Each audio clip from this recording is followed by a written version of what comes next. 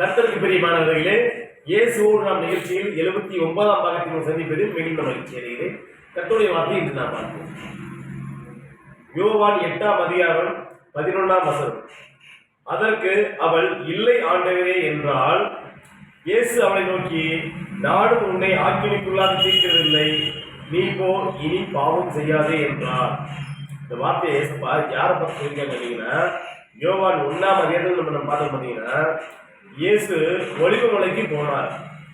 மறுநாள் காலையிலே அவர் திரும்பி தேவாலயத்துக்கு வந்தபோது ஜனங்கள் எல்லோரும் அவரிடத்தில் வந்தார்கள். அவர் உட்கார்ந்து அவர்களுக்கு உபதேசம் பண்ணினார் அப்படின்னு நம்ம பார்க்குறோம்.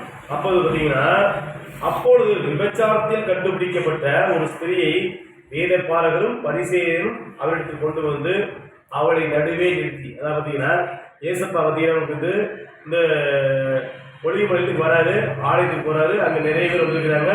அந்த மக்களுக்கு வந்து ஏசப்பா போதனை பண்ணிட்டு இருக்காரு. அந்த சமயத்தில் வந்து யார் கொடுக்குறாங்க?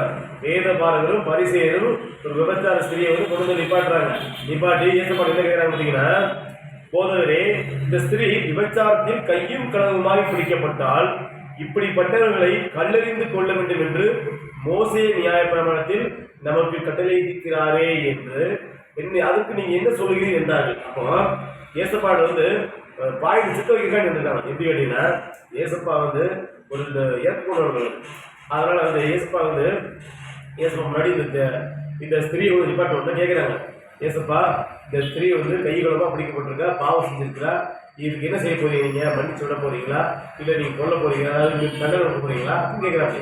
அப்போ என்ன காரணம்னா, தண்டனை கொடுக்கப்பட வேண்டும் சொன்னாங்க. ஏசப்பா வந்து ஒரு ஈவு இறக்கமுள்ளாத மனிதர் அப்படி சொல்லி குற்றம் சாட்டிக்கிறாங்க. அதே சமயத்தில் வந்து ஏசப்பா வந்து இவரை மன்னிச்சு விட்டுலான்னு சொன்னால் மோசையை பிரமாணத்தை மீற மாதிரி ஆயிடும், அப்பவும் குற்றம் கண்டுபிடிச்சிடலாம். இந்த மாதிரி ஏதாவது ஒரு வகையில் குற்றம் கண்டுபிடிக்கலாம்னு சொல்லிட்டு ஏசப்பா முன்னாடி அந்த ஸ்திரியை கொண்டு வந்துக்கிறாங்க.